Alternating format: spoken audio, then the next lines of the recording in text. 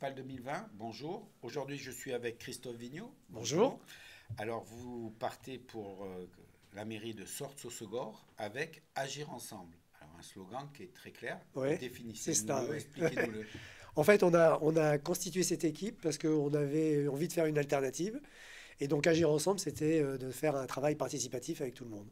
Donc, vous êtes parti à la recherche un peu d'Ossegor, savoir ce qu'ils voulaient. Comment vous avez travaillé Alors, en justement. fait, moi, j'habite au Sgor depuis très longtemps. Enfin, depuis 11 ans maintenant, j'ai une maison là-bas, mais je vais en vacances depuis 30 ans. Et on a décidé d'y aller, de constituer une équipe, donc avec des gens compétents, qui avaient du temps et qui avaient envie de se rendre utiles auprès de la municipalité. Alors, on va faire un peu le tour de ce que vous voulez Oui, proposer. Avant, on va plutôt déjà vous découvrir, comme vous dites. Il y a oui. quelques années que vous êtes sur Ossegor. Mais qui êtes-vous, Christophe Vigne? Alors, moi, j'ai 62 ans, je suis marié, j'ai 5 grands-enfants qui sont partis un peu à droite et à gauche maintenant. En fait, j'ai été joueur de tennis professionnel jusqu'à l'âge de 26 ans. Et ensuite, j'ai eu la chance de pouvoir travailler dans des entreprises de sport comme Prokenex et Adidas. Et ensuite, j'ai fini ma carrière dans le textile où je dirigeais des entreprises, donc des petites PME, TPE, où j'avais entre 80 et 150 personnes, plus une usine de 1100 pour Lee Cooper. Et en fait, j'ai été directeur général chez Shippy et Lee Cooper. Donc, une mairie, ça va pas vous faire peur. On y retrouve certaines similitudes. Oui, il y a une certaine similitude, même si la population n'est pas tout à fait la même, mais enfin voilà. Donc, euh, on vous connaît un peu mieux. Maintenant, votre liste, il a fallu la constituer. Comme vous dites, vous êtes parti d'une équipe. Mais comment vous avez été chercher ces gens-là? Quelle qualité vous avez? Alors, c'est le plus difficile. C'est la partie la plus difficile de constituer une équipe de 26 personnes complémentaires. Euh, En fait, j'avais déjà du réseau sur place. Et petit à petit, le réseau s'est étendu et j'ai essayé de trouver des compétences, comme dans une entreprise, de trouver des gens qui pouvaient vous apporter des choses par rapport à ce dont on avait besoin. Donc voilà. Et on a des avocats, des huissiers, des commerçants, des dentistes et des gens qui ont surtout une envie de s'appliquer à l'intérieur de la ville. En plus, en préparant cette interview, j'ai vu qu'aussi ils étaient un peu dispatchés sur la ville d'Osgore, Sorts, parce que Oui, c'est Sorts-Osgore, ne oui, l'oublions pas. n'oublions pas. Ils sont répartis, je ne sais pas si c'est volontaire, un peu sur tout le territoire de Sorts-Osgore. Alors c'est volontaire parce qu'en fait on souhaite mettre des référents de quartier. Et donc il fallait trouver des gens qui géographiquement pouvaient répondre à cela. Et donc oui, ils sont entre Sorts et Osgore, parce que ces référents de quartier sont pour aider les gens s'ils ont des petits problèmes quotidiens. Donc c'est la raison pour laquelle on a un panachage complet sur l'ensemble de Sorts-Osgore. Alors, on va faire maintenant le tour du programme, et puis je dirais que vous l'avez préparé en trois thèmes. Préserver l'environnement, bien vivre ensemble et préparer l'avenir. Tout à fait. Ces trois thèmes, pourquoi préparer l'avenir alors que on démarre? Alors préparer l'avenir, on part d'un statut. Aujourd'hui, on va avoir une mairie, quelle qu'elle soit. Je pense que d'abord, nous, si on arrive à la mairie, on fera un audit financier, un audit structurel de toutes les structures de la mairie qui sont sous la responsabilité du maire, et ensuite un audit organisationnel, savoir comment on peut optimiser l'ensemble des élus ou des gens qui y travaillent pour donner le bien pour tous. Donc voilà. À partir de là, quand on dit préparer l'avenir, il ne faut pas se reposer sur ce que l'on a et donc essayer d'aller chercher des nouvelles ressources parce que les subventions de l'État sont plus à la hauteur de ce que c'était. Les taxes d'habitation vont tomber. Donc il faut trouver d'autres ressources. Et c'est ça qu'il faut trouver et c'est ça qu'il faut aller chercher. Donc, des nouvelles recettes, parce que j'ai lu un terme, il y a quand même une incertitude aujourd'hui. Si demain vous êtes à la mairie, il y a des choses qui aujourd'hui vous inquiètent au niveau budget, au niveau... Au niveau budget, oui, parce qu'en fait, on va avoir de l'argent, certes, en caisse, mais on a vendu tout. C'est-à-dire qu'on n'a plus du tout de biens. Il ne reste plus beaucoup de biens dans la mairie. Donc, c'est ça notre inquiétude. Et je pense qu'il ne faut pas aller vendre les bijoux de la couronne pour essayer de financer des choses. Donc, il faut essayer de trouver d'autres ressources. D'accord. Alors, j'ai noté trois types Oui. d'autres ressources. Le tourisme d'affaires. Alors, le tourisme d'affaires, c'est une des parties la plus importante que l'on souhaite mettre en place en rénovant le Sporting Casino, qui est quelque chose d'emblématique au niveau de la ville. Et on voudrait d'abord commencer par faire des salles de séminaire, donc des salles de sous-commission et des plénières, pour faire venir des entreprises, pour faire des salons, des séminaires, et en fait faire venir du monde en dehors des périodes d'été, puisque l'été, c'est plein comme tout le monde, donc on n'a pas besoin de faire venir plus de monde. Et tout cela va ruisseler sur l'ensemble de la commune, que ce soit les commerçants, les hôteliers, les loueurs, et ainsi de suite.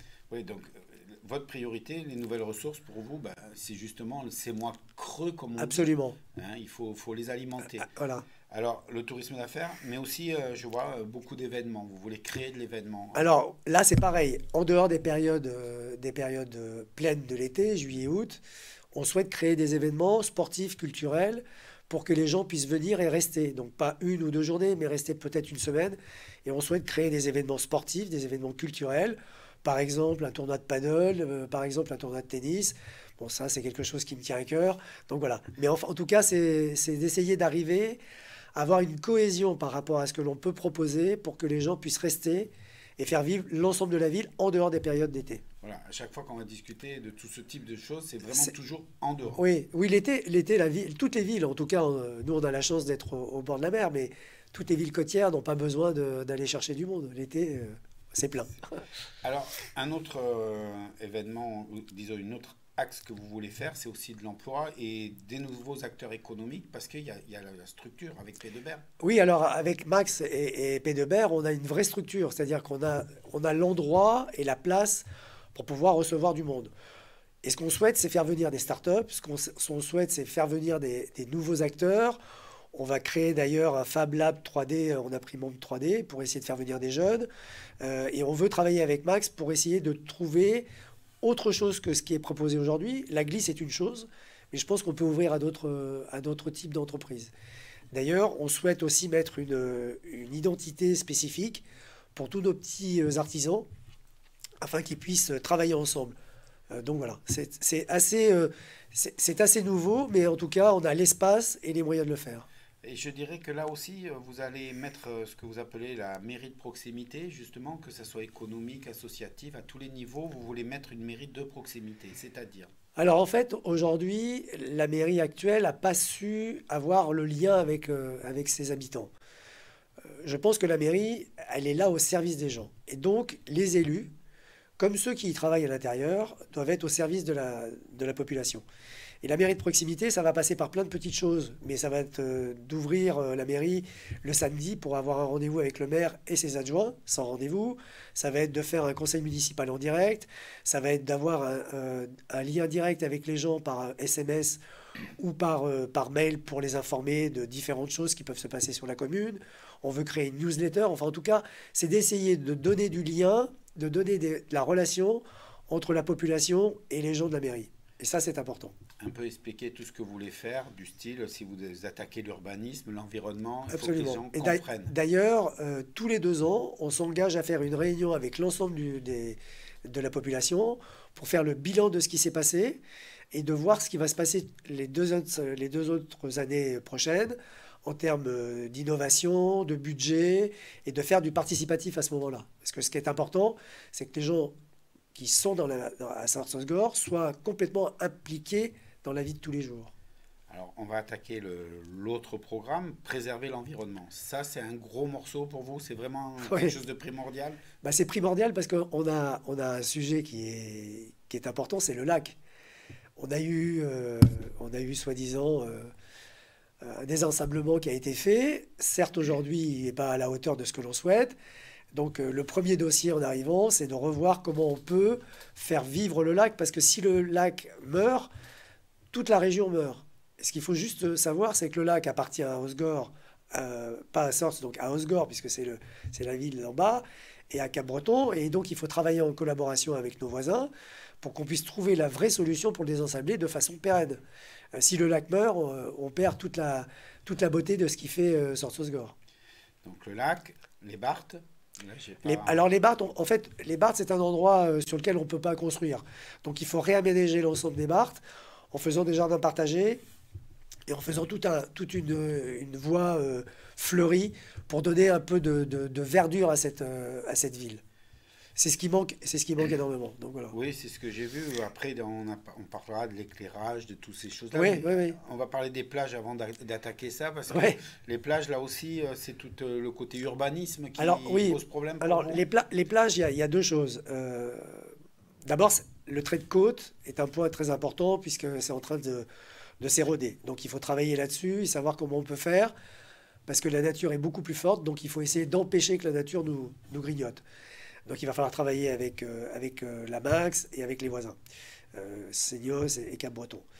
De plus, moi je souhaite remettre des poubelles sur les plages parce que ça a été enlevé par la mairie actuelle et on a vu le résultat, il y a un taux de pollution qui est important et donc on souhaite remettre ce genre de choses. Et d'autre part, les plages, c'est un lieu où il y a beaucoup de monde, donc il faut aussi les réglementer. Donc on va refaire un petit peu, on va revoir comment on peut réglementer cela pour l'avenir. J'ai vu aussi que vous vouliez faire un passage à la plage pour les enfants. Je sais pas. Ah oui, alors en fait c'est sur la plage nord, on souhaite avoir un lieu où les enfants en sortant de plage puissent s'amuser. On en a un dans le centre-ville au parc Rosny. Et donc c'était de donner la possibilité aux enfants d'avoir un stop et de s'amuser à ce moment-là avant de rentrer À la maison. à la maison, absolument. Et beaucoup en environnement dit aussi écologie Ouais. durable. Et là, je vois que vous avez vraiment une action forte en termes d'éclairage et d'électricité. Alors, on veut essayer de faire tourner la ville de Sarsosgor sur quelque chose de plus vert. Donc l'éclairage, déjà, il faut tout le refaire. Vous savez que la nouvelle loi nous interdit d'éclairer le ciel. Donc il faut changer les lampadaires, enfin les lumières. Que la partie du haut, on va garder la structure du bas. Et on souhaite donc avec des LED et avec des capteurs avoir une lumière presque permanente. Aujourd'hui, on a des horaires qui font que quand vous sortez à 11 heures ou minuit de chez vous, vos invités sont dans le noir complet. Donc ça, on ne veut pas. En termes de sécurité, c'est important aussi quand vous rentrez, surtout le soir en période d'hiver. En période d'été, c'est moins compliqué, mais en tout cas, c'est une des choses. Donc ça, on va essayer de tourner cela vers quelque chose de très vert et de très écologique. Parallèlement à ça, on souhaite mettre sur l'ensemble des bâtiments municipaux des capteurs solaires, donc de faire notre propre électricité à un moment ou à un autre, et mettre aussi des bornes électriques pour l'ensemble des voitures, puisque à moyen terme, je pense que les voitures électriques auront une grande part au sein du parc des véhicules dans notre ville. Et jusqu'à la navette, hein, vous voulez Oui, qu'elle soit ah oui, électrique. oui, ah Vous oui. allez au bout de la démarche. On va aller même au-delà de la démarche, puisque, puisque vous me tendez la perche, je la prends. Oui, on va mettre des navettes électriques qui feront entre le Sporting, le centre-ville et les plages des transferts pour pouvoir amener les gens, puisque ça va être des lieux de parking. Mais en plus, on veut changer le parc automobile de la mairie, puisqu'on se rend compte qu'en fait, ils font des très petites distances et il nous semble intelligent de pouvoir les changer en voiture électrique. C'est beaucoup moins d'entretien et beaucoup d'économies à moyen terme. D'accord. Et puisqu'on est dans le mouvement, Ouais, justement, j'ai noté que vous vouliez, alors on va parler dans le bien vivre ensemble, on va passer ouais. au dernier chapitre, vous avez parlé de la sécurité, éclairage, mais aussi de la sécurité générale, je Alors présume. la sécurité générale, oui, on va renforcer la police municipale en engageant du monde. On souhaite, après avoir accord des parties prenantes, mettre un bureau de police municipal à la centrale, qui est un lieu où il y a beaucoup de monde le soir, surtout l'été. Ça sera que pour les périodes d'été. En tout cas, pour essayer d'inciter les gens à être d'avoir moins d'incivilité, d'essayer d'éradiquer un peu les trafics qui puissent y avoir. Et puis d'autre part, on revoit tout ce qui est sécurité au niveau de la mobilité. Donc ça s'appelle la mobilité, c'est les vélos. Et donc là, on revoit l'ensemble des pistes cyclables. Et on veut en créer d'autres, mais très sécurisées. Et puis on va revoir aussi la mobilité par rapport au parking, en créant un parking végétalisé à l'intérieur de la ville, pour donner un peu plus d'espace pour que les gens puissent se garer. Et dans les choses aussi que j'ai vu que vous vouliez faire, c'est la rue piétonne provisoire. Expliquez-nous. Alors, en fait, chez nos voisins, Cap-Breton ou Seignos, vous avez de temps en temps des soirées comme ça où les gens ont la possibilité de se balader. Il nous paraissait intéressant que pendant les périodes d'été, et ça c'est que pour les périodes de vacances, on souhaitait fermer les rues pour que les gens puissent en toute sécurité se balader et faire leurs courses. Donc, en collaboration avec les commerçants et avec leur accord, on mettrait la possibilité de faire un soir par semaine et lors de grands événements, 14 juillet, 15 août, les événements de la Quick Pro ou autres, de bloquer les rues et d'avoir donc la chance de pouvoir se balader tranquillement avec les enfants en poussette au milieu de tout ça et en interdisant les vélos, les trottinettes et les vélos électriques. Voilà, Voilà. vraiment un lieu de détente et de promenade. Un lieu de détente, de promenade, et qui va aussi être important parce que les commerçants pourront en tirer profit pour eux. Et ça, c'est important puisque les commerçants sont un des poumons économiques très importants au niveau de notre ville. Alors, ben, puisqu'on va attaquer les gens, les commerçants, mais on va voir aussi que vous voulez être plus près des associations, j'ai vu, et que vous vouliez carrément créer une maison des associations. Alors, on va déjà avoir quelqu'un à l'intérieur de la municipalité qui va être en charge des associations et qui pourra avec eux voir ce qui est possible de faire. Les associations sont très importantes au sein de la ville de Sarsosgor. Elles sont très fortes. On a des champions olympiques, des médaillés européens et autres. Je pense qu'on peut avec eux essayer peut-être de créer d'autres événements, en tout cas de les accompagner. Et il nous paraissait normal de créer une maison des associations pour qu'ils puissent se regrouper, faire leurs réunions et avoir une relation entre eux. Parce que c'est là où le lien est important. Et ça revient dans le bien vivre ensemble. En Et fait, c'est ça qui est une base de notre programme. d'accord, donc la maison des associations, mais vous voulez quand même la jumeler avec la Cité des Sports. Quelle est la Alors, nuance non, ou alors la la Cité des différence? Sports, c'est encore autre chose. La Cité des Sports, ça serait au Sporting Casino, et ça serait de remettre en place des petites alcôves dans lesquelles vous retrouvez tous les sports qui ont fait la notoriété de Sarsosgor.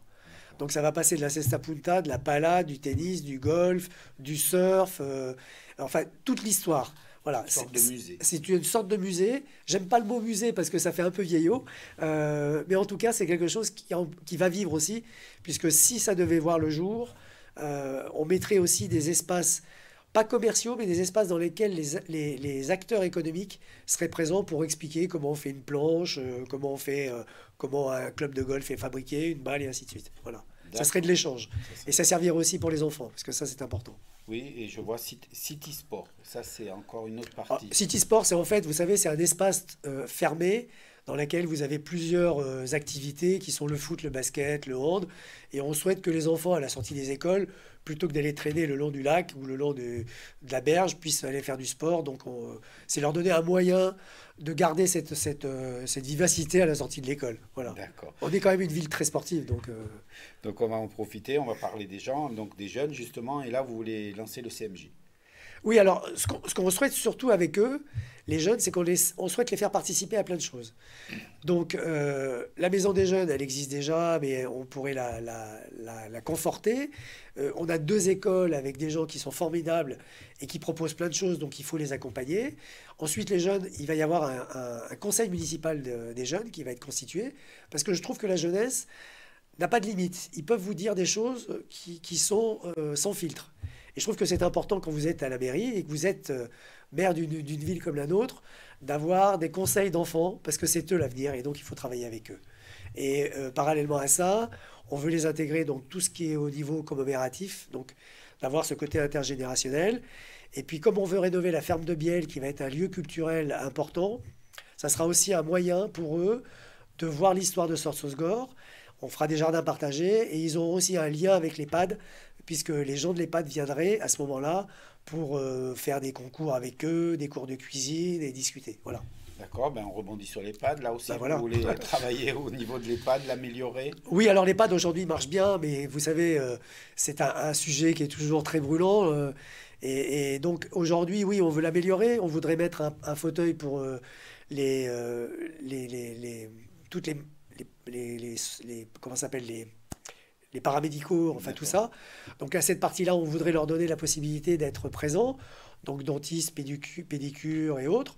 On souhaite les accompagner donc dans des activités extérieures, même si aujourd'hui l'EHPAD propose des choses, on peut aller au-delà. Et puis pour ceux qui sont encore un peu en meilleure forme, de les laisser chez eux et donc d'aller vers eux pour tout ce qui peut être soins, repas et ainsi de suite. Voilà, de structurer une offre avant de partir à l'EHPAD. Ouais, voilà. Ouais. Si on peut garder les gens chez eux, je pense que c'est une des meilleures solutions. Les pâtes, c'est quand même. Je dis pas que c'est le dernier instant avant la mort, mais les pâtes est déjà très bien.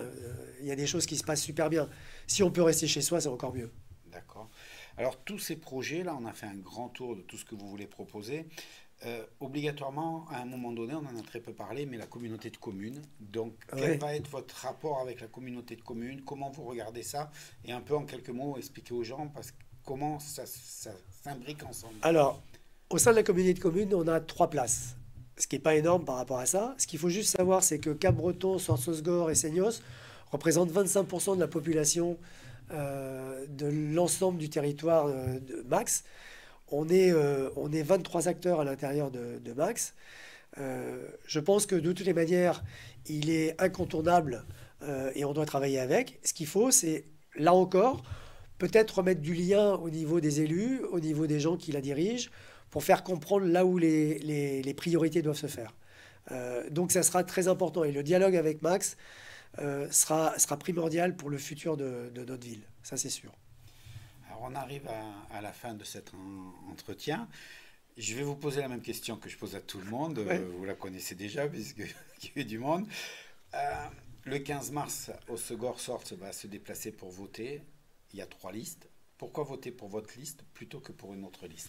Alors, nous, on n'a pas de passif et on n'a pas de passé. On est une équipe jeune, dynamique et compétente. Ensuite, je pense qu'on a une vraie volonté, c'est de se mettre au service des gens. Et je pense qu'on a aussi une vraie volonté, c'est de servir pour mieux réussir. Donc voilà, après, comme on le sait, les élections se passent dans l'urne, chacun met ce qu'il souhaite, donc on laissera les gens faire. Ce qu'il faut, c'est qu'ils viennent nombreux le 15 mars pour qu'on ait une vraie démocratie qui puisse s'exprimer, et puis on verra le résultat. Voilà, c'est tout. Maintenant, on est très confiant et on fait en sorte que nos dernières réunions, puisqu'on en a une le 10 mars, puissent bien se passer et que notre programme puisse être apprécié par tout le monde. Voilà. Merci beaucoup. Moi, je vous remercie de nous avoir reçus. Donc, c'était Christophe Vigneault pour Agir ensemble pour Sorsosgor. Maintenant, c'est à vous de choisir.